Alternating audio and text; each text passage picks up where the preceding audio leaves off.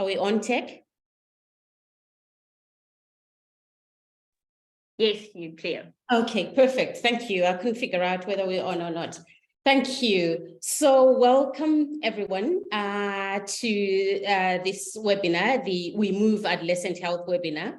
Very, very excited to be your host for today. The webinar is hosted by the Desmond Tutu HIV Foundation and is generally supported by IAVI, the International AIDS Vaccine Initiative. So my name is Agnes Ronan. I am going to be your host for this program. I'm the head of programs at PATA, and PATA stands for Pediatric Adolescent Treatment Africa. So for today's webinar, so this is the first webinar in the third series of the WeMove webinars for those of you who have attended previous webinars. And today we're going to be focusing on differentiated service delivery for adolescent health. We have two renowned experts on this panel. So we will hear from Dr. Anna Grimsrud. I'll introduce her properly when she comes on, and Dr. Webster Mavhu, who I'll also introduce as he comes on. So we'll then have an interlude, and for our interlude, we're in for a treat, the Desmond Tutu style. So we have a very talented young poet called Hope Netshivhambe, who will join us and share a short poem with us. This will then be followed by our panel discussion, and where our speakers will come in and respond to the presentations. Our two panelists for today are Elzette Rousseau and Dr. Mhairi Maskew. And again, I'll introduce them as they come on board. And after the panelists' remarks, we'll then give you an opportunity to ask any questions. Should you wish to, you can post your questions in the chat, or hopefully Tech will be able to unmute you so you can ask your questions live.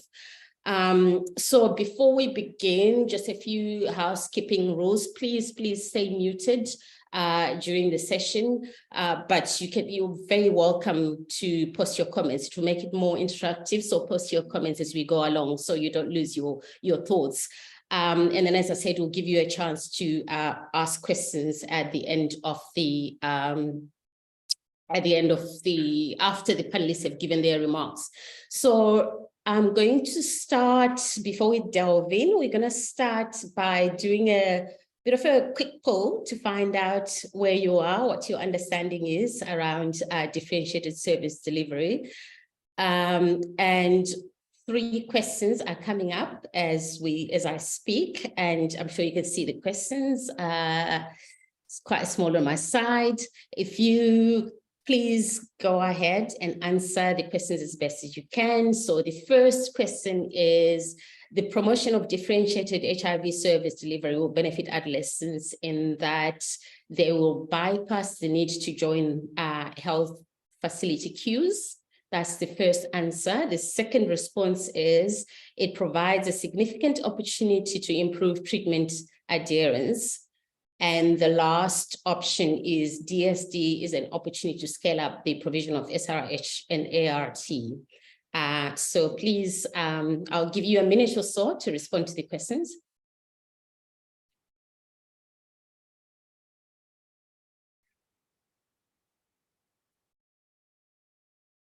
Okay, you can see some people are still casting their votes, and I can see a few change of minds.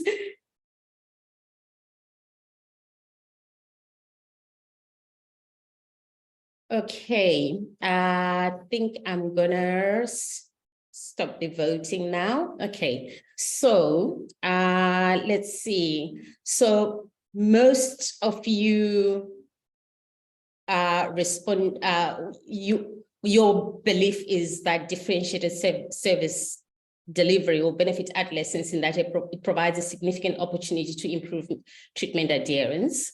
That was the most voted question. And the second option was differentiated service delivery is an opportunity to scale up the provision of SRH and ART. And then the last option with 5% was they will bypass the need to join the health facility queues. So, I mean, all correct. Everyone is a winner. And it's the first one is correct. Absolutely. It provides us an opportunity to improve treatment adherence as we tailor our services based on the needs of our clients. And it also gives us an opportunity to scale up the provision of SRH and ART. And it means that, with reduced client visits, workload in the facility, we're able to scale up our services and reach more clients. And then the last option, I thought about that when I saw these options, and it says that it will bypass the need to join the health facility queues. In a way, it's kind of correct, because if you're picking your medications up from a club, or if you're, depending on how you're receiving your treatment, then, you don't have to stand in a queue. So in a way, it's correct. So whoever, that 5% that voted that option, don't despair, you're partly correct. So now I'm going to introduce our first speaker for you. Our first speaker is Dr. Anna Grimsrud, and Dr. Grimsrud is my sincere apologies. I thought I was sharing the results with you. There you go. If you didn't see the results, I'll just give you a minute to absorb the results. Okay, so now I'll move into our first speaker, Dr. Anna Grimsrud. And Dr. Grimsrud is a senior technical advisor at the International AIDS Society. She holds an MPH and a PhD from the University of Cape Town. Her previous work includes work at the Treatment Action Campaign, TAC, as well as in implementation science and epidemiology at the UCT and with the Desmond Tutu HIV Foundation. Health Foundation, I have to remind myself, and Medicine Science Frontier here in Cape Town. Dr. Grimsrud is a deputy editor of the Journal of the International AIDS Society and serves as on a number of national and regional and global technical working groups. The title of her talk is Differentiated Service Delivery for HIV Treatment Among Adolescents and Young People in Eastern Southern Africa. So over to you, Tech, for Dr. Grimsrud.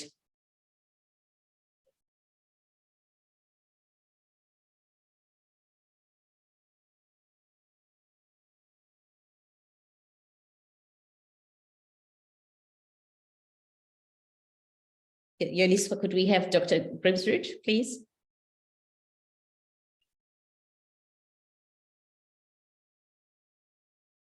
Okay, I think we might be having a slight technical, bear with us. There we go. Thank you.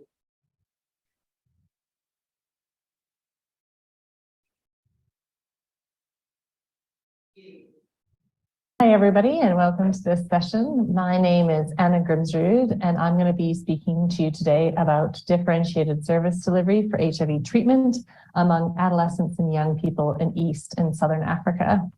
Just a brief introduction. I am an epidemiologist and an advocate. I work at IAS, the International AIDS Society, in our HIV programs and advocacy department. And you may know the IAS as the organizer of the International AIDS Conference and the IAS Conference on Science. And as the IAS, we really believe that progress happens when science, policy, and activism come together. So let's get into it. So why DSD, or why differentiated service delivery? Well, we know that there are challenges both for recipients of care and for healthcare workers. And these are depicted in these illustrations here.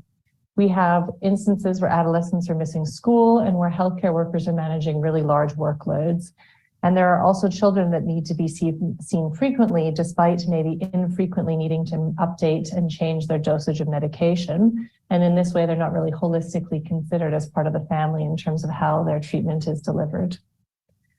We also know that parents are having to manage many things and sometimes come to the clinic at different times than young people or adolescents, and that people who are pregnant might be managing both their antenatal care and their HIV. So there's a lot going on. Differentiated service delivery became a WHO recommendation in 2016, along with the Treat All guidance.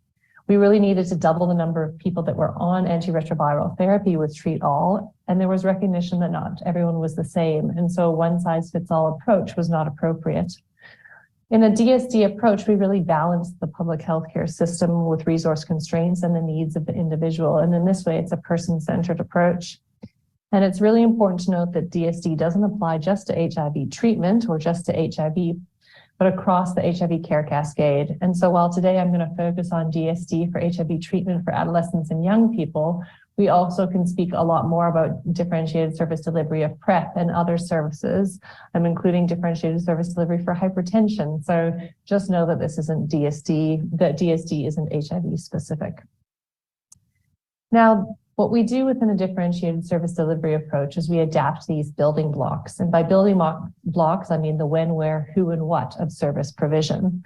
And so we know importantly for HIV treatment that we can look differently at building blocks for clinical consultations, and then we can look at the building blocks of ART refills, and we can also look at the building blocks of psychosocial support. So these different components of treatment can happen at different frequencies in different places by different providers and with different packages of services. In March 2021, the World Health Organization revised who is eligible for a DSD by updating how to define established on treatment. And what's really important here is that stability, or being defined as previously as stable on treatment, now includes all populations. So this includes adolescents and young people, in addition to including those on other regimens, those with controlled comorbidities, etc. And so we really want to support and see accelerated access for adolescents and young people to DSD for HIV treatment. In this guidance, the WHO also outlines 4 models of DSD for HIV treatment. So on the top, you'll see their group models, those that are facilitated by a healthcare worker and those that are facilitated by somebody living with HIV or a recipient of care. And on the bottom, you'll see that we've got individual models. So those that are maybe at the facility or those that are outside of the facility and in the community. And here we know that multi-month dispensing is an enabler and part of all of these models. Now, when we look for children and adolescents, we can see that there's these types of models also adapted for children and adolescents and for adolescents and young people as well. And we can see that we can have things such as teen clubs, family treatment refill groups, adolescent corners, or outreach and youth center pickup points. And I'm going to talk a little bit more about some examples of these later on. We also know that in order to figure out which model works best for somebody, we need to look at them holistically, and we need to see all of the things that are going on. And so when we look here at this wheel of the elements, we can note that we want to not just look at the clinical characteristics of the individual in terms of how clinically stable they are and if they have other comorbidities, but we may also want to consider the specific population that they're part of, which is really important for adolescents and young people, as well as where they reside. So are they in a conflict setting? Are they in an urban setting? How prevalent is HIV in their community? And these will serve as important things to consider when adapting their service delivery model. So we take these combined with the building blocks, and that's how we really determine what model makes the most sense for a district or a health system to provide.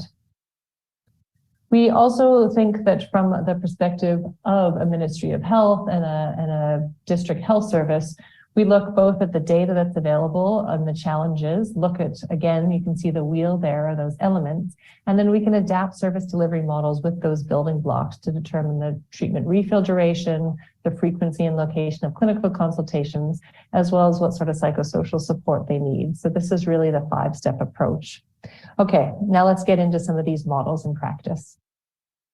The most common and well-known is probably the teen club model. And this, as you will have recalled from my earlier slide, is a healthcare worker managed group. So this is where someone from who is maybe could be a clinician, but it could also be a peer who works within the system, or it could also be a counselor. They meet with a group of adolescents and or young people. And in this group setting is where they get treatment literacy information and they get their ART refills generally. And often these are pre-packed. And within teen clubs, we see good clinical outcomes. So we see good retention among people in this model. as well as good viral suppression. And we're also now seeing transitioning clubs in a context like the Kingdom of Eswatini, where teen clubs are being supported and transitioned during the period of young adulthood to move from being teens to adults. Another example would be adolescent groups in Zimbabwe. And here you can see the operational and service delivery manual in Zimbabwe. And what's really exciting is you can see that community adolescent treatment supporters, or CATs, are a formal cadre of the healthcare system in Zimbabwe. And they support adolescents living with HIV as part of the national strategy. And so here is an example of where we looked at those building blocks across, as I mentioned, ART refills, clinical consultations, and psychosocial support. We also see family clubs. These might be more common with younger adolescents, where you do have a healthcare worker in this group, but all members of the family are receiving their HIV treatment care and supports together. So there's an alignment of visits and an alignment of when they're expected to be at the health facility. And again, we also see really good clinical outcomes, both for the younger people in the model, as well as the adult members of the family clubs. We also know that there are family ART groups. So this would be a group model where there isn't necessarily a healthcare worker that's part of it, but people in the family would take turns returning to the facility to collect treatment on behalf of the other people in their family ART group. And then this group would meet outside of the facility for any psychosocial support that they might require, as well as collection of their ART refill. And there's some links here to papers from Eswatini and also in Uganda of where this works well. We also see very commonly adolescent corners. So an adolescent corner would be a physical space within a primary healthcare facility generally, where adolescents go on maybe a specific day of the week or a specific time. So this is a facility-based individual model. So it's really about creating that safe space for adolescents and young people living with HIV. And it's from this facility perspective that then they receive their ART as well as their clinical consultation and any psychosocial support they might have.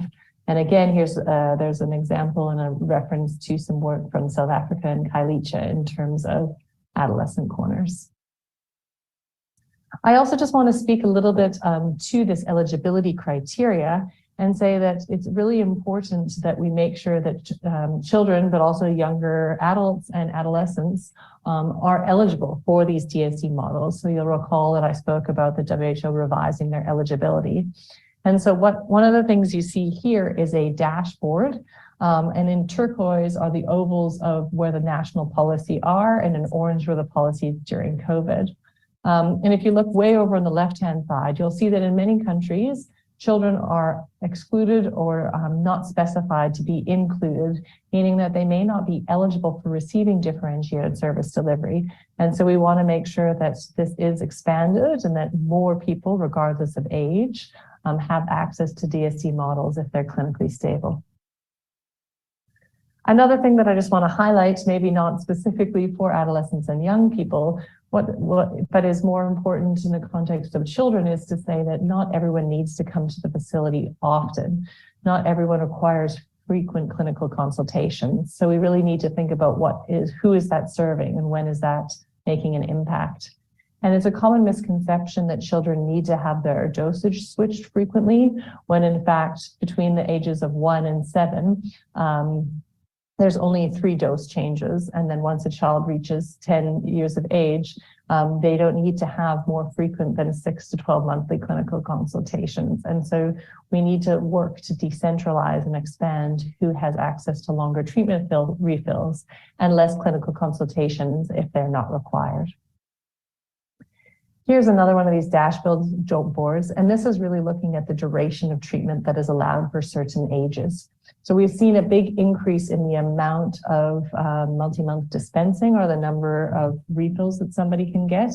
And so here it's just to say you'll see a lot of blue on that excluded and not specified column. So there you see children under 2, children under 5, and children under 10 not able to access multiple months of treatment refills. And we want to see more and more countries offering 3 or maybe even 6 months of drug refills to adolescents and young people who are established on treatment. We've seen this with adults. COVID was really had a silver lining in terms of expanding access to longer durations of ART refills. So in 21 PEPFAR supported countries, and I just need to state that this excludes South Africa, 42% of people by the end of September 2022 were receiving 6 months of dispensing, and another 5.4 million receiving 3 to 5 months. And if we look at the same figure for children, or those under the age of 15, which is the data I have access to, they've also seen longer refills. So we've got 260,000 children receiving 3 to 5 months and 88,000 receiving 6-month dispensing. And so we do know that for some populations, having longer refills is going to benefit them and support them to be adherent and retained on their treatment programs. This is a slide really just to review language to say that differentiated service delivery, as a reminder, is not just for HIV or for treatment. And when I talk about multi-month dispensing or multi-month scripting, I'm speaking specifically about components that can be part of DSD, but aren't DSD in and of themselves. Now, also just a reminder that people are more than their HIV. And we need to remember to be person-centered. And in the case of younger children, we would look at family-centered models. And in the case of young people, they're going to have other needs. They're maybe going to have sexual and reproductive health needs. And so we need to ensure that they can access a full package of services within the differentiated service delivery model. So here you'll see in the blue column, this quote that says DSC must go beyond ART delivery and use it as a platform to ensure adolescents receive the package of services that's responsive to their needs. So in terms of wrapping up, some key takeaways. First of all, we want to make sure that adolescents and young people are considered as eligible for DSD for HIV treatment. So let's not exclude people from this innovation just because they're younger. Secondly, we do have examples of where both group models and community-based models work and support these populations to be retained and supported in care. So let's not make the mistake of presuming that everybody wants to receive their healthcare at a clinic. Let's acknowledge how much benefits there are from peer support and how many people can be sustained on treatment when they access it in the community. And finally, let's start thinking about how younger populations could benefit from multi-month dispensing. So let's develop trust with our younger people and acknowledge that having longer refills may actually be beneficial to them being sustained in care. If you want to learn more about differentiated service delivery, I invite you to check out this free course that is provided by the IAS on differentiated service delivery for HIV treatment. And there's a specific module on populations that are accessing this, so including adolescents and young people. And you can find more information on the DSD website, which is www.differentiatedservicedelivery.org. Thanks very much. Thanks, Anna. Thank you. This really provides us a good overview of the different ways in which we can design and deliver differentiated services for adolescents. And I think for me, and also the evidence that comes with the different models. So, a really wonderful presentation. Thank you. And I think personally, I really appreciate that one of your starting points, one thing that you highlighted is that is highlighting the fact that differentiated service deliveries are underpinned by patient-centered care or person-centered care, let's call it. And I think if we can all subscribe to that and practice real patient-centered care with adolescents, or client-centered care, I have to keep correcting myself, with adolescents, we will have one half the battle in engaging them in care, retaining them in care, and ultimately improving their health outcomes. So thank you for that, Anna. That was great. So now we're going to take a little bit of an interlude. We're in for the treat now. So I would like to introduce to you Hope Netshivhambe. Hope's an internationally acclaimed storyteller who lives by herself and has coined a mantra for herself, which is do what you came for. I really like that. And so today, Hope's here to share a poem with us, which she's simply entitled Methods. So over to you, Hope. I'm really looking forward to this.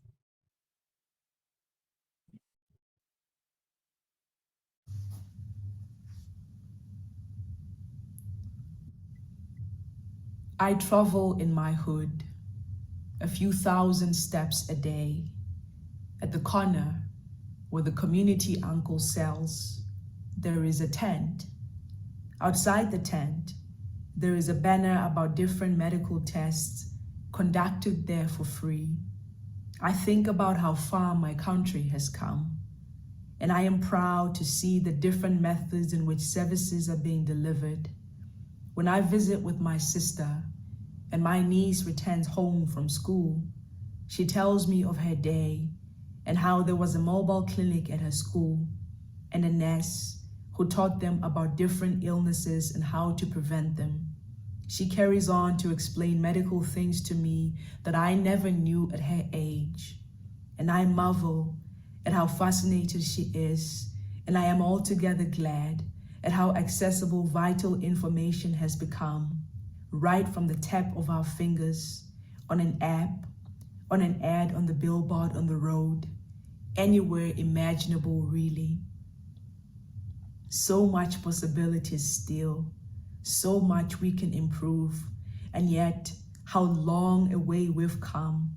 At the bus stops, the terminals also have news on how we can improve our livelihoods, subliminal messages in fonts that go a long way, written in different languages to give room for all of us to learn, all of us to grow, all of us to have a better chance. I travel in my hood, a few thousand steps a day. After Robert, at the short left and the short right, and I marvel at all the efforts made for service delivery to see that each of us has a fighting chance. Look how far we've come.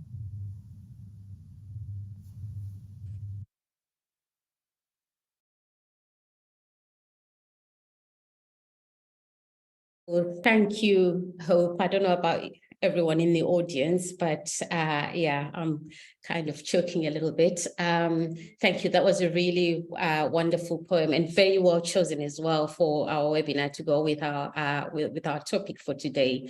I'm going to be reaching out to you after this session. We need more of this in the work that we do. So thank you. And I'm seeing lots of hearts and thumbs up and clapping on the screen. So thank you, Hope. So now I'm going to introduce you to our next speaker. Our next speaker is Dr. Webster Mavhu. Dr. Mavhu is a social scientist and a global health practitioner with a PhD in social sciences and public health. He has a joint appointment between Liverpool School of Tropical Medicine in the UK and the Center for Sexual Health and HIV/AIDS Research, SESHA, I think it's pronounced, in Zimbabwe, where he has served as a deputy director since 2012. And over the last 18 years, Dr. Mavhu has been conducting implementation research to inform policy and programming. He has run a number of trials and led processes and evaluations for a range of complex interventions, working on the interface between vulnerability, sexual and reproductive health, and HIV in Southern Eastern Africa. So today his presentation picks up from where Anna left and goes a little bit more into giving us practical examples of differentiated service delivery models, as well as the evidence that comes with those models. So his presentation is entitled The Effects of Differentiated Service Delivery Models, Adolescent Health Research. Over to you, Dr. Mavhu.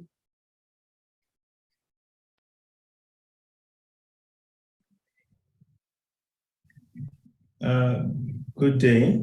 I've already been introduced. My name is Webster Mavhu, and I'm going to talk about effects of differentiated service delivery models and drawing insights from adolescent health research I've been involved in.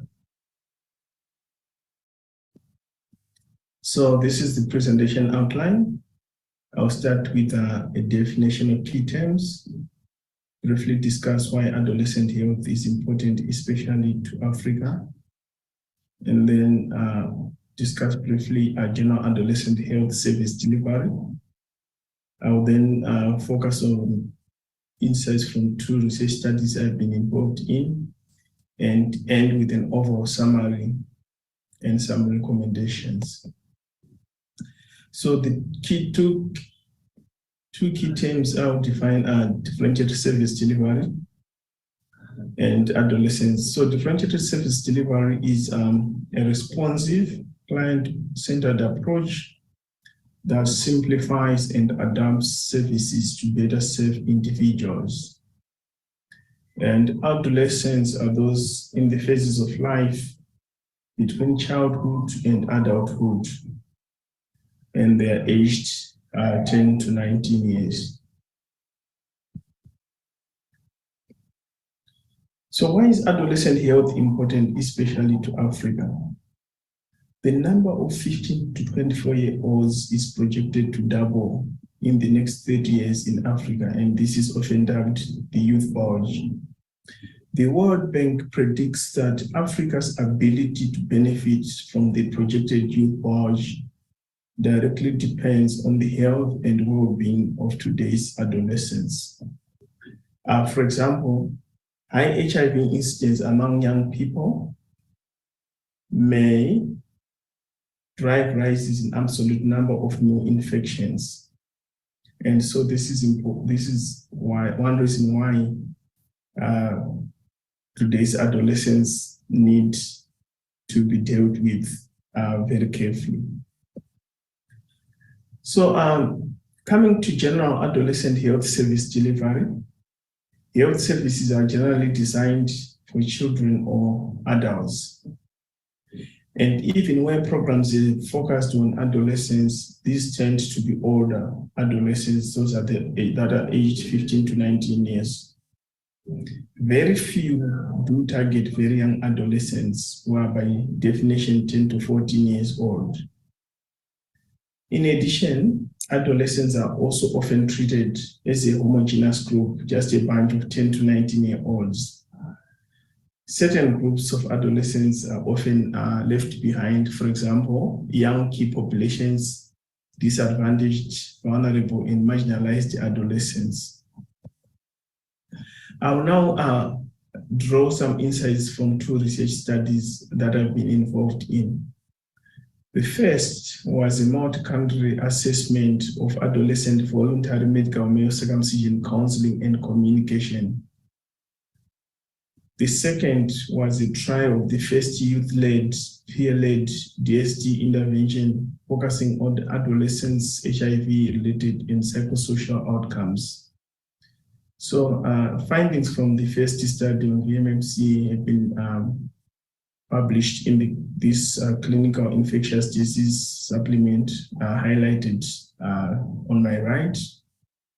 And the trial that I'm going to talk about has been published in Lancet Global Health, and the reference is given here.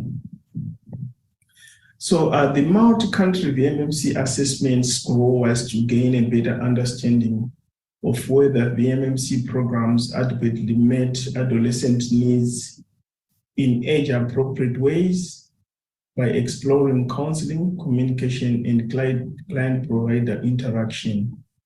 The focus was on in-service communication and counseling. The study was conducted in South Africa, Tanzania, and Zimbabwe, and it did not address clinical aspects of service delivery. This slide is showing some of the findings from the counseling observations, where we looked at differences in age groups, where differences in age groups were found in relation to post-procedure counseling and education related to sex. As you can see from the graphs presented here, very few 10 to 12-year-olds were counseled around abstaining from sex and masturbation for 6 weeks post-procedure. A relatively smaller number of 13 to 14-year-olds also received the same counseling. None of the 10 to 12-year-olds received any messaging around the need to reduce sexual partners post-procedure. Previous concerns had been that VMMC counseling messages was the same from the youngest, that is a 10-year-old, to the oldest, who could as well be 80 or so. But what we can see from this slide is that providers used their own best judgment in the absence of guidance, standard guidance around which messages they could give to which age groups. And so their approach was differentiated. Now, this is some slide summarizing the VMMC study findings. Adolescents appeared satisfied with the counseling they received, likely because it was differentiated. Messages on risk, sexual behavior, and HIV were associated with age, so they also differentiated. However, they were not consistently provided or retained. The study highlighted the need to develop age-appropriate materials on especially wound care to minimize post-operative VMMC complications. It found, for example, that very young adolescents struggled with comprehending and recalling the wound care instructions. And these materials for young adolescents have now been developed. Providers used best judgment in counseling, and they requested adolescent-specific guidelines. Now, moving on to the second study, which is the Zwandiri trial. But before I talk about the Zwandiri trial, I need to talk about Zwandiri briefly. So Zwandiri is a differentiated service delivery model for children, adolescents, and young people living with HIV. It is predominantly led by trained, mentored, and supported peer counselors known as community adolescent treatment supporters, or CATS, and young mentor moms.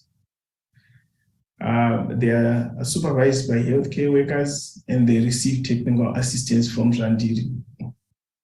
They provide peer-led services within the community at the clinical level, and they provide some digital services, including through home visits, support groups, and digital health initiatives. And the outcomes are listed on my right. These are improved diagnosis and disclosure at initiation, viral suppression, retention, mental health, SRI child protection, and prevention.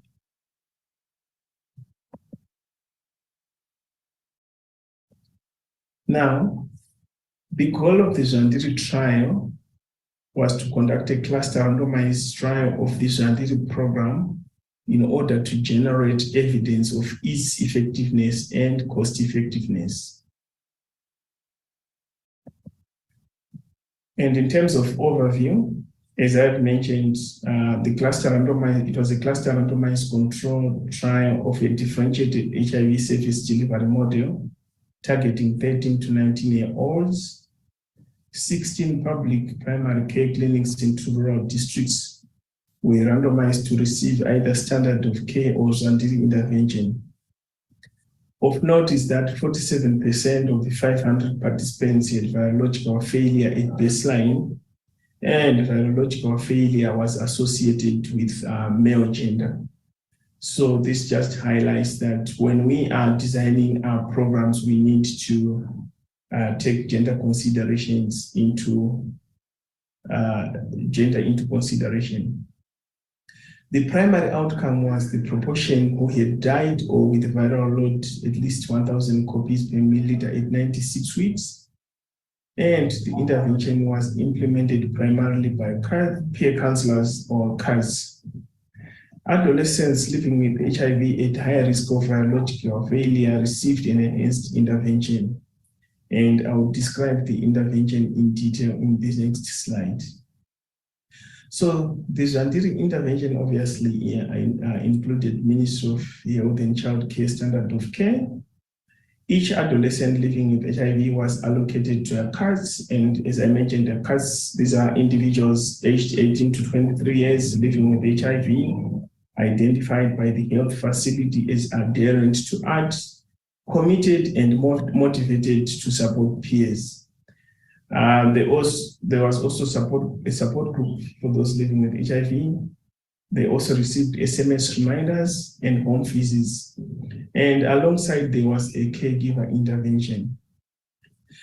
The intervention offered differentiated support according to need. So there was the standard Zwanjiri support and enhanced Zwanjiri support, which I will describe in detail in the next slide.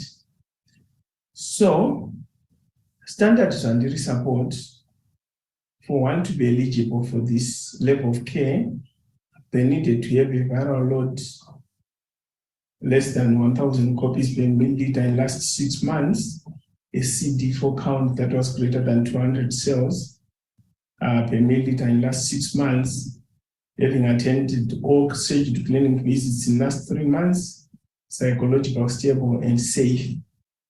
Whilst those that received enhanced Zwanjiri support were those commencing ART or switching regimens in past 3 months, a viral load that was over 1,000 copies per milliliter last 6 months, those that were pregnant or breastfeeding, those that were failing to attend at least one scheduled clinic visit in the last 3 months, those that were psychologically distressed, and those that were abused or neglected. So in terms of intervention, on my left, I list the intervention components for those that were in the standard Zwanjiri support. And on my right, I highlight in red the additional components or the modified intervention components that were received by those in the enhanced Zwanjiri support. So in addition to monthly support groups, those in the enhanced Zwanjiri support received 2 as opposed to monthly home visits, 2 home visits a week, and as opposed to 2 monthly home visits, daily SMS reminders as opposed to weekly SMS reminders, weekly phone calls, referrals and linkages, and community outreach visits with other community cadres. This slide summarizes, is showing the primary outcome by cluster and arm at end line. As you can see here, at midline, the intervention was starting to show an effect, but the effect was clearly evident at 96 weeks. So the intervention needed more time to show a clear effect. And this slide is showing key outcomes at end line, which is at 96 weeks. So as you can see, there was a 42% lower prevalence of virological failure among those receiving this Zwanjiri intervention compared to those just receiving usual care. And of course, there was an intervention, there was an effect on viral load, but not on mental health, although we can observe a trend towards a positive effect. So in terms of summary or common recommendations of my talk today, adolescent health is important to especially Africa, given the projected youth bulge which I talked about. Differentiated service delivery increases adolescents' satisfaction with health services, as has been shown by the multi-country study. And DSD models are effective in improving adolescent health outcomes, as shown by the Zwanjiri trial.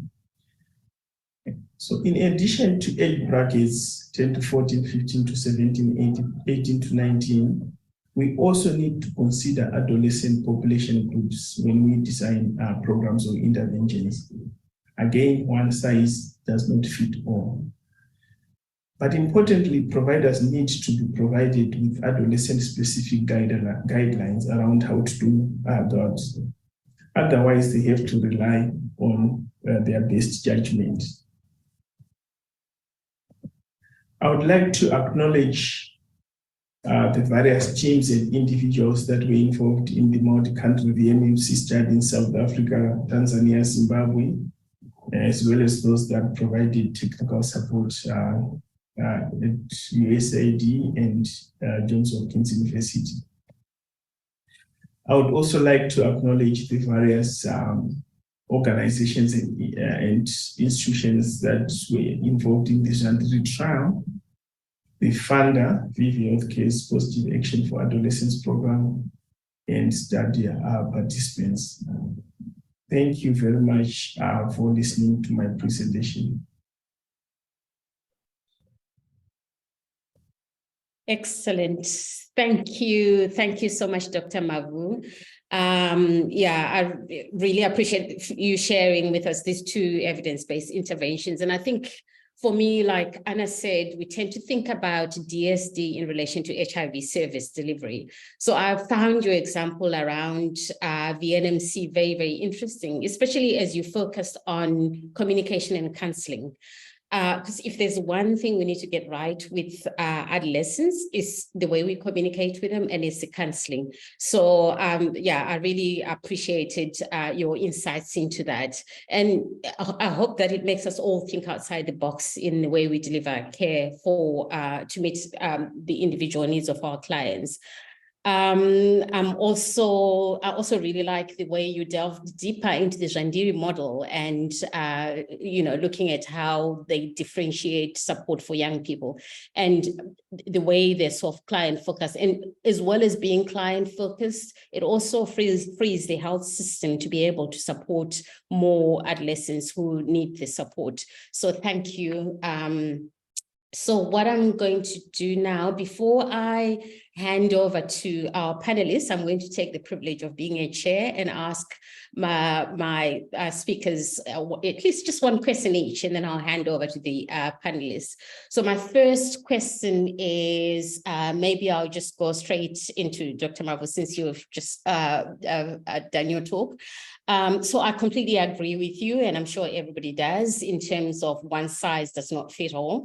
And again, to take your example on VNMC, my question is, are there tools and resources to support health providers or to support and guide health providers, for example, age-appropriate counseling, communication? Do we have tools that we can share with our health providers to make sure that in there, even where there's no formal, this is a DSD intervention, health providers can pick up these tools and still provide client-centered care to their clients? Thank you. So not specifically in relation to VMMC, but I'm sure there are now some guidelines around DSD models for especially HIV treatment and care. And I'm sure Anna can also add to that. Thank you. Okay, excellent. Thank you. And then Anna, my question to you is, what would your advice be to a health provider who's been listening to your presentations and would like to go back to their facility and start implementing DSDs where there's no DSDs, or where as a health provider and as a sole health provider in a clinic, where do they start? And how do they start? Thank you. Great. Thanks, Agnes, and thanks, Webster. Nice to see both of you. So I think what I would say to the nurse wondering what they could do is that the first step would be really to talk to the people that they're trying to serve better, right? So in this case, if it's adolescents and young people, it's not to assume things, but rather to ask them what's working and what's not working, and really listen and have an honest conversation. I think also then it would be thinking about those different building blocks, or the who, what, when, and where by the different kind of columns. So do you need to have clinical consultations and ART refills always at the same time? And then how are you providing psychosocial support? And so I think it's really about making sure that we're not we're not using, in the case of HIV treatment or ART, we're not using it as a stick to force people to come back to the facility. So starting to trust people and give them longer supply. And then in terms of psychosocial support, we know that adolescents and young people really want to and really benefit from having peer support. I mean, that's what the Zandiri model shows as well.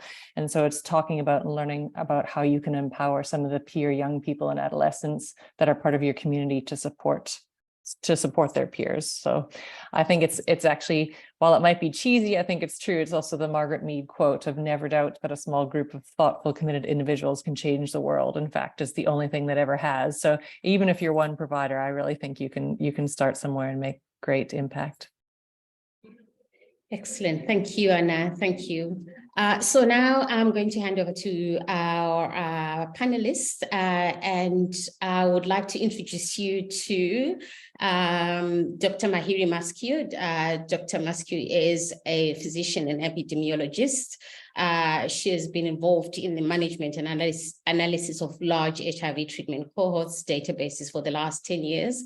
She joined the He2 Heroes, I hope I'm saying correctly, team in 2010 as a principal researcher, and currently provides leadership to projects involving big data at the VIS Consortium Health Economics and Epidemiology Unit.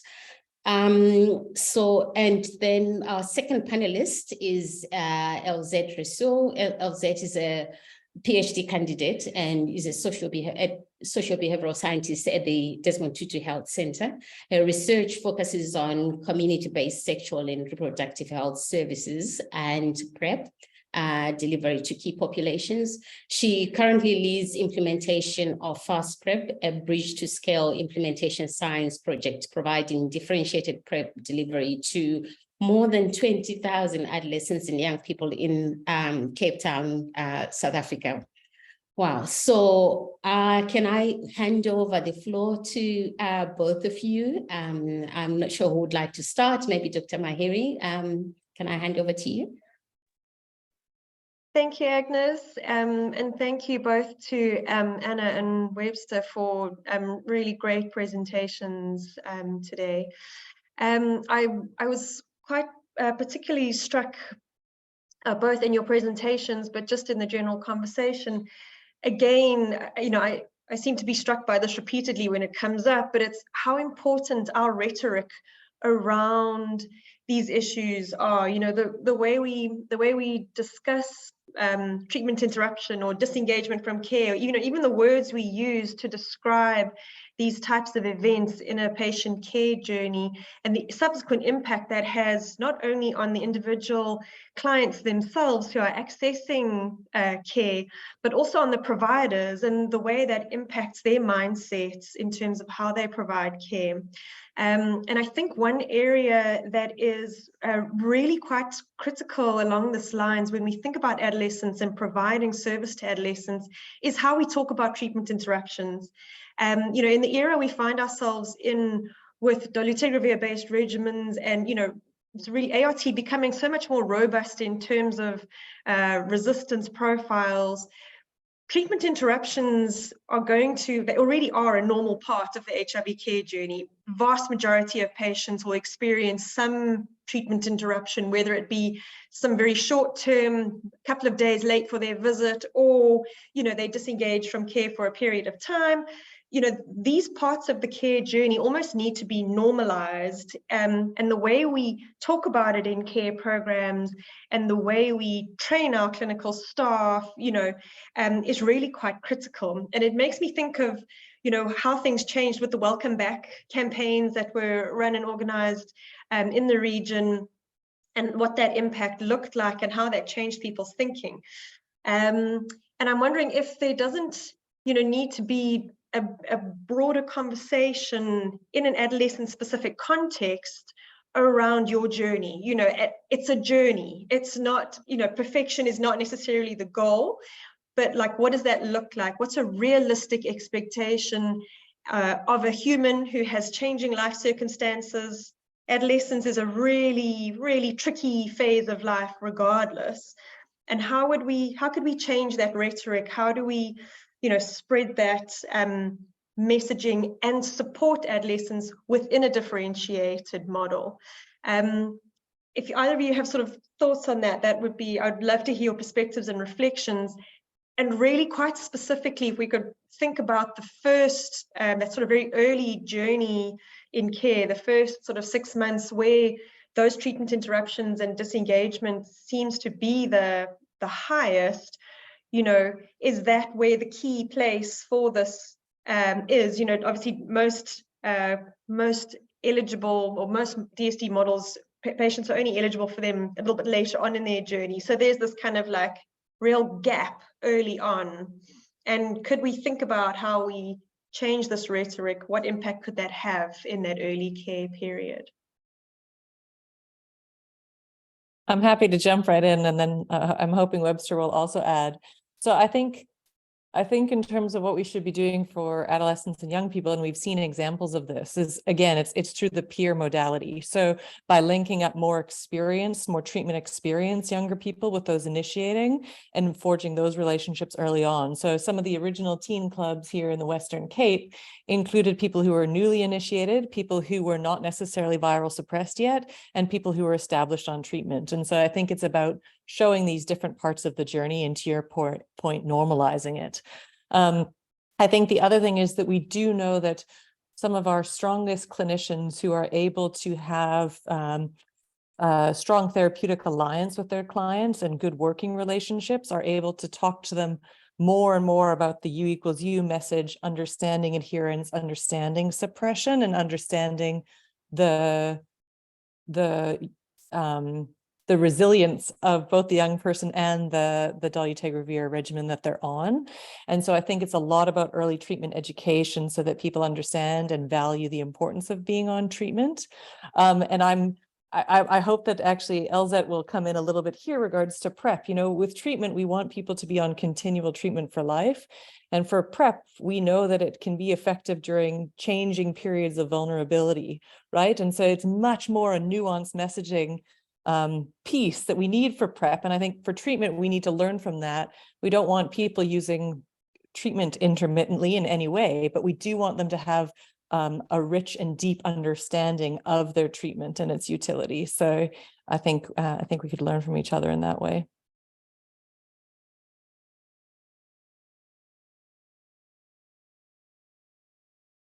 Excellent. Thank you, Anna. And over to you, Elzette. Sorry. Thanks, Agnes, and thanks, Anna and Webster, for really great presentations. I think it's encouraging because with PrEP, we're really building on what was done with DSD, or is being done with DSD when it comes to ARV delivery.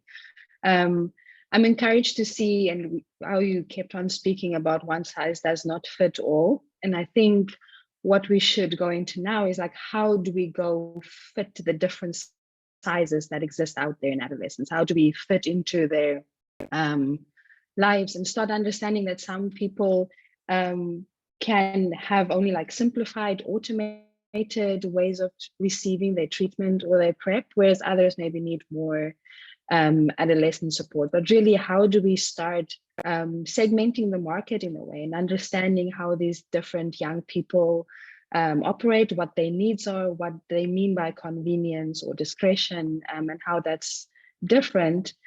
Then marketing, maybe because I come from the PrEP point of view, it's more about like trying to market and creating demand through these different segments, but basing that on where and who and when and the different components of the DSD and how that speaks to an individual. And I think it will also come into place because DSD is all about access, and biomedically, there's a lot of focus on new products coming, longer lasting products. And I think it will be of interest also to see where these longer acting treatment as well as prevention products will fit within DSD. Because it's different people, that will administer it, or different places that it can be delivered. So I think that will be of interest. Something that was encouraging from your talks as well was the focus on youth-led models in different spaces. A question I have to the panel is based on that. We see a lot of projects starting to push the youth-led model and using youth, and I'm wondering what your take is, or recommendations of how do we get governments and policy to start following these youth models, not just the ones where it's still led by a clinician or still led by a healthcare worker, but really becoming youth-led and start creating those opportunities in South Africa and beyond.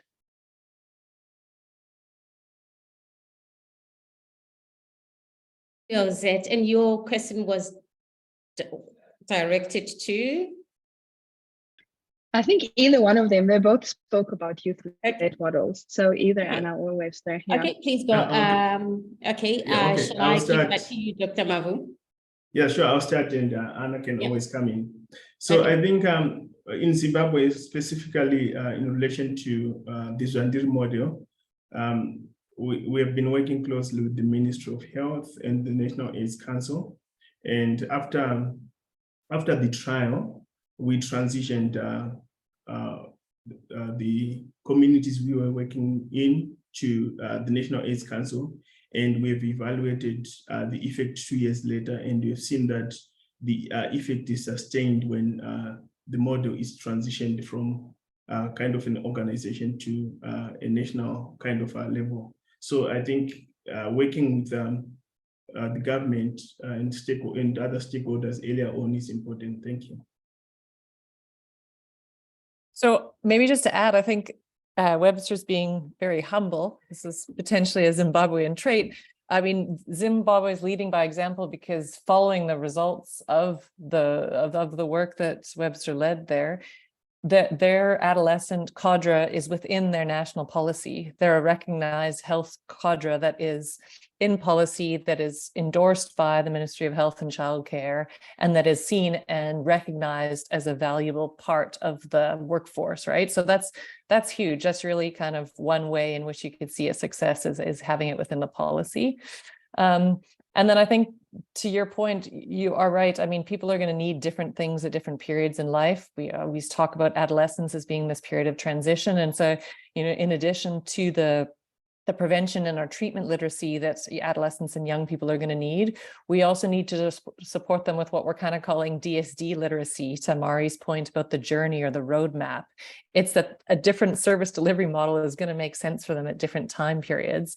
And while we don't want people shifting all the time or shifting how they get their treatment unnecessarily, we need to, as health service providers and as people who think about the health system, bridge those periods that might lead to higher risk of interruptions by ensuring that people know how and when they can move between models, right? And so whether that's from a group model to an individual model, whether that's from a model that's focused on being an adolescent to being a model that includes services due to pregnancy or a comorbidity, right?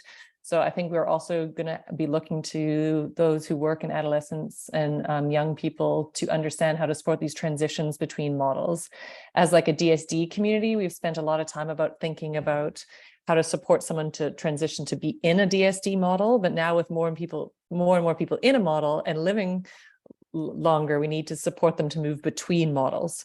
And that's, I think, something that we can do better as a health system. And part of it will be that people understand what models are available to them and might be more suited to different life phases.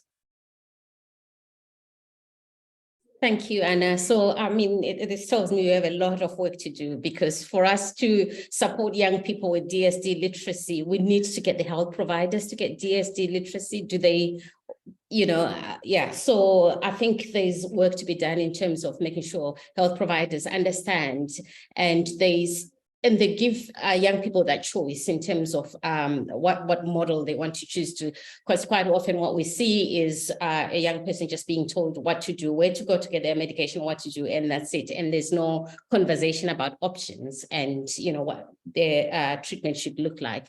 So thank you for that. Dr. Elzette or Dr. Maskew, do you have any further remarks for our presenters? If not, I do have some questions in the chat box. Maybe if I go to the chat box and then maybe you can respond to those as well. Is that good? Yeah, okay. So the first question is, which is kind of what I tried to ask Anna, but someone asked it right as it is. How do we go, I mean, I'll paraphrase, how do we go from a university perspective of what these models look like to promoting these programs to adolescents? So I'm assuming that's what the question meant. Yeah, how do we go from these models that are with all the best evidence that are done in randomized controlled trials to program delivery?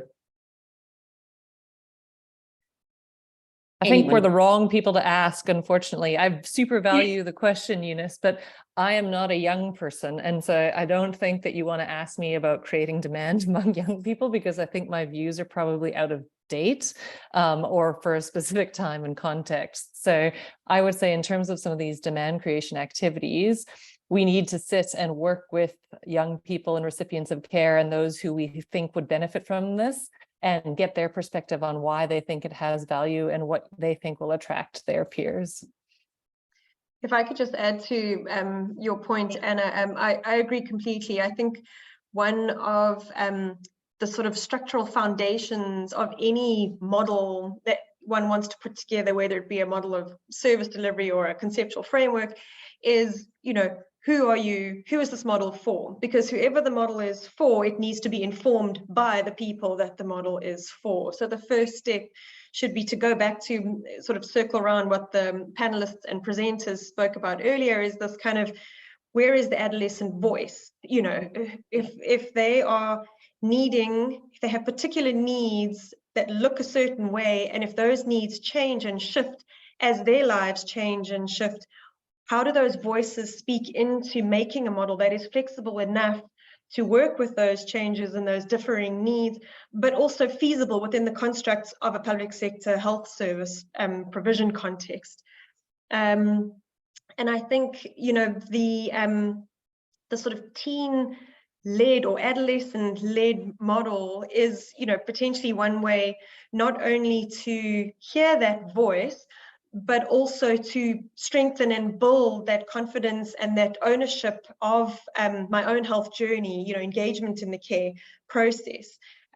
We've done a little bit of work, we spoke a little bit about behavioral segmentation and how, you know, we can think about adolescents aren't just one homogenous group of individuals, right? They are individuals and they have different contexts and different backgrounds and, you know, different experiences. And so what that means is not every adolescent, of course, is equally vulnerable to a particular outcome or having a particular care journey. And so how do we look at, you know, who is most vulnerable, who needs intervention versus those who just don't at all, who actually are perfectly able and capable and willing to navigate their journey as they find themselves.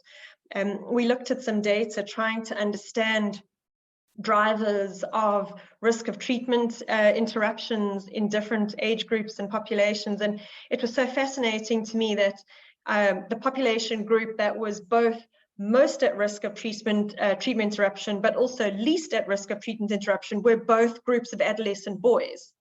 They just were very different subclusters. You know, the one group was had no sort of social support, lived far from their facility, you know, no disclosure had happened. The other group were very engaged, you know, in a club environment. They were a completely different set of individuals, and yet grouped together in this one sort of strata of adolescent boys. And I think changing how we think about groups and understanding that there are subgroups and subclusters that have different experiences would really help in terms of model design and as we think about service delivery going forward.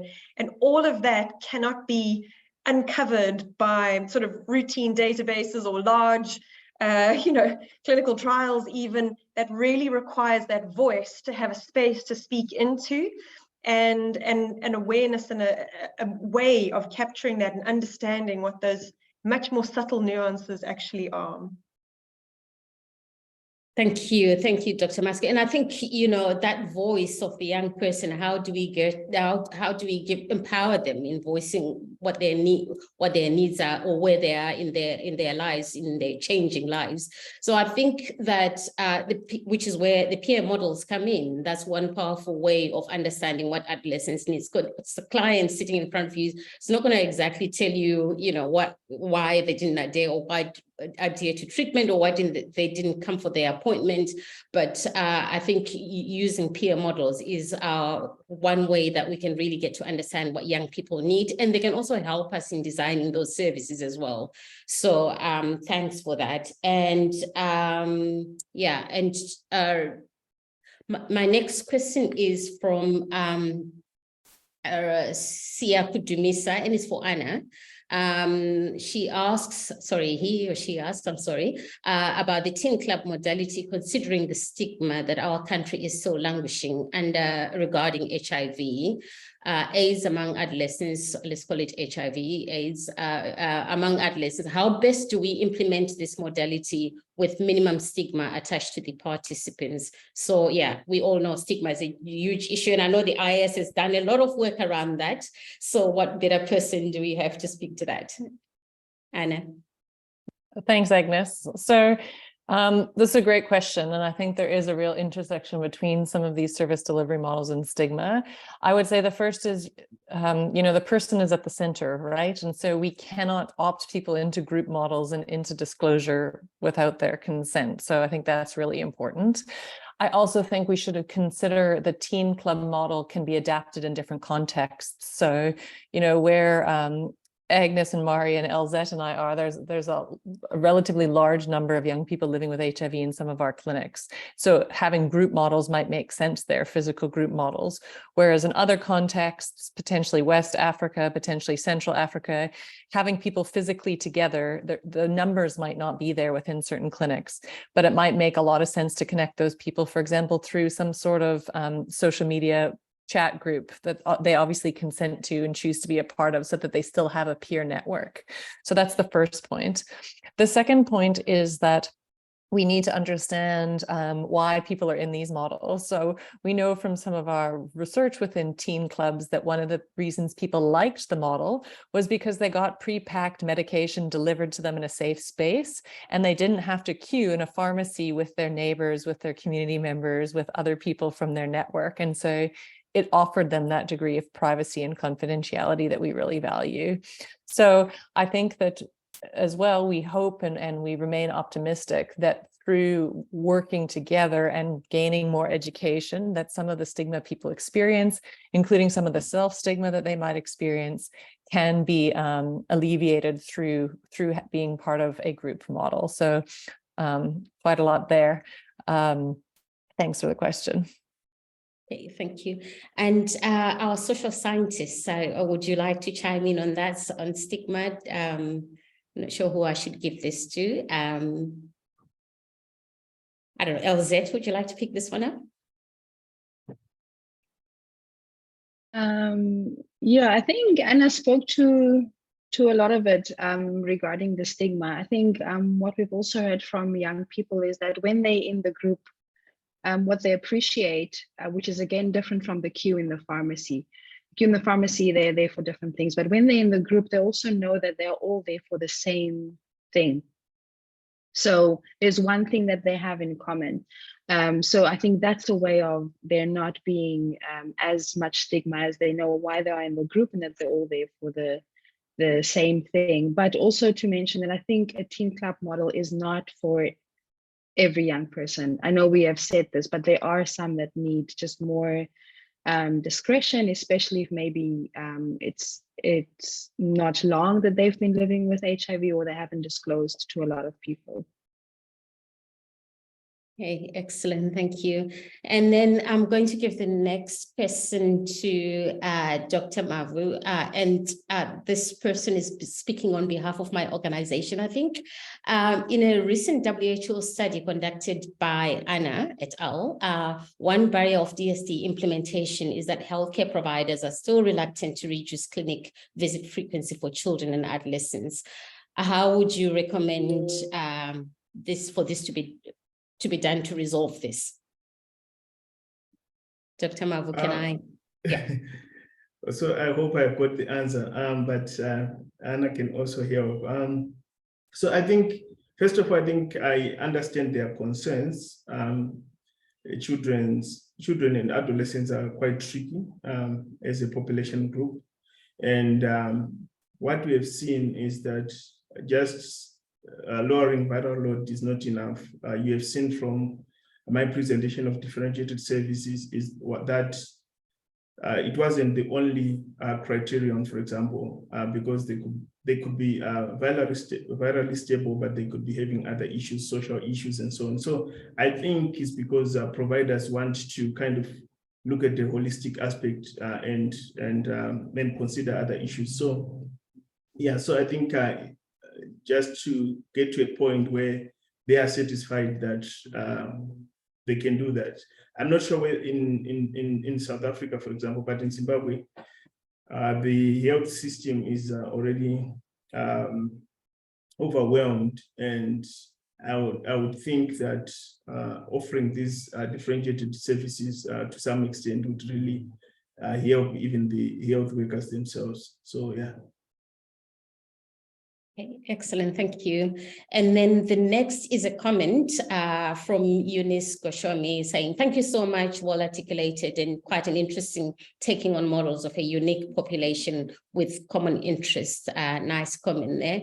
And then the last question I have from the audience, but please do keep, we still have a few minutes to go, so please keep your questions coming, is for Anna. Thanks, Anna, for the great presentation. Could you also give examples of models that could be applied to adolescents who are in boarding schools 3 months a year or so, and also vulnerable adolescents, for example, orphans? Great, thanks very much for the question. So in terms of adolescents who are in boarding school, we know that this is a reality for many young people in the region. And I think the first thing to consider is that they are in boarding school, and therefore, when are you making them come to the facility, and is it when they're going to be able to come?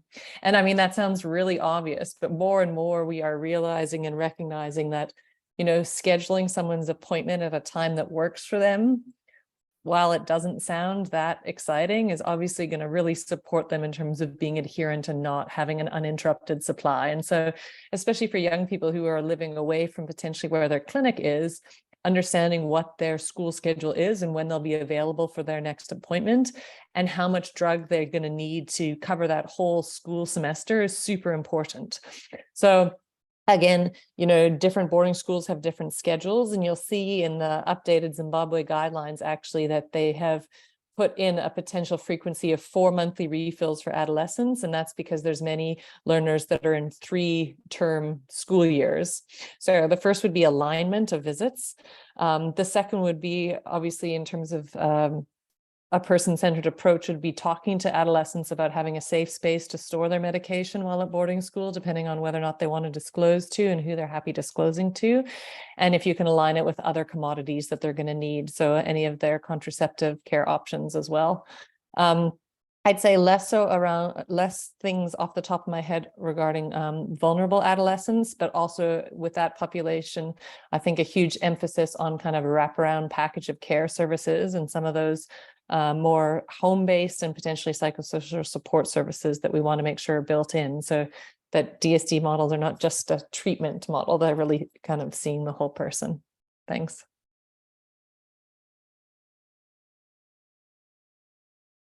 Agnes is on mute. Sorry, Agnes. I will get it one day. Yeah, so Sharon, I hope your question has been answered. A lot to work with there. And I'm conscious of time. I just want to give up our panelists each an opportunity to just give us a few parting comments. You know, what's the one thing if a facility has to implement DSD, what's the one thing they must do, or health providers who are thinking of implementing DSDs, or, you know, peer supporters. Yeah, so I just want our panelists to give us at least one key takeaway message from this session. Thank you. Sorry to interrupt. I don't know if any of our audience would like to unmute and ask any questions. I haven't seen any hands, but I thought I should give you an opportunity because I promised to. But no, I don't think so. Okay. Yeah. Okay. Let's fire away. Thanks, Agnes. Oh, there's so many key points, but I think one thing for me, I think would be really quite crucial as we think about moving forward with differentiated service delivery in adolescents is to keep integration of care in our forefront and in our planning, because adolescent health needs are obviously so much broader than just antiretrovirals and HIV care visits. And I do think there is a wonderful opportunity within the adolescent context where providing integrated care doesn't only make it easier to access HIV-related care, but it could also help with issues around stigma and other obstacles to accessing HIV care. If you're accessing many different services through different channels, particularly in the context of differentiated care. If all that care doesn't have to be in a facility-based, there can be various contexts happening within a supportive environment. It could be a huge enabler in terms of continuity of care. And I'll leave it there. Excellent, thank you. Elzette, would you like to? Yeah. For me, I think it's just that young people, they are the experts of their own lives, and to consult them on what works best for them. I think something we didn't even touch on today but that might be relevant to young people is also the use of telemedicine or other online platforms to engage with young people. Excellent, thank you. Anna, can I pass the baton over to you? Yes, for sure. So the points that I wanted to raise were to build off of what Mhairi was saying specifically, and I was wondering if that was why she unmuted herself first, but is a particular integration around sexual and reproductive health services. So I think as providers, as people on the call, as working with young people, we have to remember, HIV is a sexually transmitted infection. We need to be better about talking about positive sexuality with young people, and we need to acknowledge and support that journey as well. And so we want to make sure that we are not, making it easier for them to access their HIV care and then accidentally making it harder for them to access other commodities that they might need. And so I think if we can get really like an empowered generation of young people that have the treatment literacy, and I'm meaning treatment very broadly, to have more of this self-care, that would be really important. And then I would say as well, I loved that Sia Kundumisa asked Webster about the getting providers who are still reluctant to reduce the clinical visits for young people, because Webster's such a great academic. I think for all of us, I would encourage us all to be academics and providers or whatever you are, but then also get an advocate hat. I think that this is about changing hearts and minds. We have the evidence, we have the data that works, but there's very few people that are convinced alone by data. So we need champions, we need human stories, we need real voices. So I hope that you'll all consider to continue to do the advocacy that you do with the data and the people that you serve. Thank you, Anna, and then over to you, Webster. Thank you. So I think one thing that I just wanted to emphasize is that treatment is not just the only aspect we should be focusing on. For example, reducing viral load, because it's just one aspect, but we need to look at all the other aspects of well-being. We call it the fourth 95. Yeah. Quality of care and well-being. Yeah, thank you. Okay, thank you. So that ties in very nicely. I see there's, sorry, before I wrap up, I see there's a question. It's important that we start making it standard for these conversations to not be without providers and users. Completely agree, Ntando. I'm hoping that there are a number of providers from the Partner Network, because we advertise the webinars widely, but beyond webinars, you're right. These conversations need to take place beyond webinars, because how many providers can sit in front of a computer for an hour and a half. So completely agree with you, and we need to find ways of doing that. And just in terms of the final remarks, in terms of what's just come up, I like the point about thinking beyond just HIV. We cannot emphasize that more, especially now as we're saying we're on the last mile to 2030, and we're talking about universal healthcare, but we're still focused in the HIV lane. So I think too, when we talk about differentiated service, to start stepping out of the HIV space and thinking about what else young people need, empowering them, self-care, the fourth 95 that you've talked about. So all of these things, I think we need to start pushing with our providers to make sure there's a mind shift in terms of the way we deliver services. I think I'm trying to see if there are any more comments. I think that's all our comments. And I think that, just for me, thank you to both our presenters and to the panelists. I think we couldn't have had two better presenters paired together, because Anna sort of kind of gave us an infrastructure and or framework of the architecture of what it takes to think about effective DSD implementation, and then and evidence that goes with those different approaches. And Dr. Mavhu delved more into actual service delivery models, as well as a practical intervention. I like examples, so I really like that example on VNMC in terms of how we can think outside the box in terms of differentiating services. And it's not just about 3 months pickup or family days, or we need to really be thinking beyond that. However, I will end by saying though that what we need is to make sure that we equip health providers to make sure they have the right training, they have the tools. I mean, we can talk about as much as we want here, and I, like Tando quite rightly said, we need to engage those on the front line to make sure that DSDs do happen, and health providers provide real patient-centered care to our young people. And we need to make sure they have tools, they have guidelines, and that they are supported for them to differentiate effectively. So please, I would like to say a huge thank you to our excellent presenters and the panelists. And if you've got an emoji, or please, show your appreciation to our presenters and to our panelists. And also I would like to, and a huge thank you to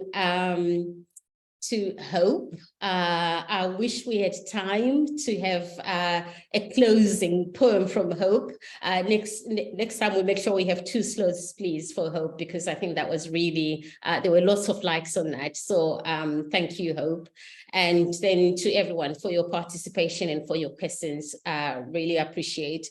And finally, thank you to the Desmond Tutu Health Foundation for hosting this webinar, and to IAVI for supporting.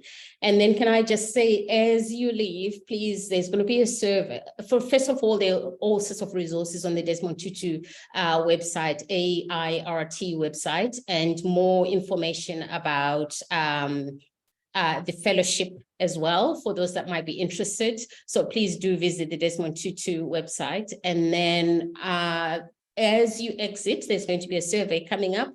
Please do give us feedback, as we would like to make sure we continually improve our webinars and make sure that we serve, you get what you expect when you come attend these webinars. So thank you, everyone. And the video will be made available on YouTube. So if you've missed anything, you're welcome to look it up and watch the session all over again. But thank you, and a very good afternoon to everyone.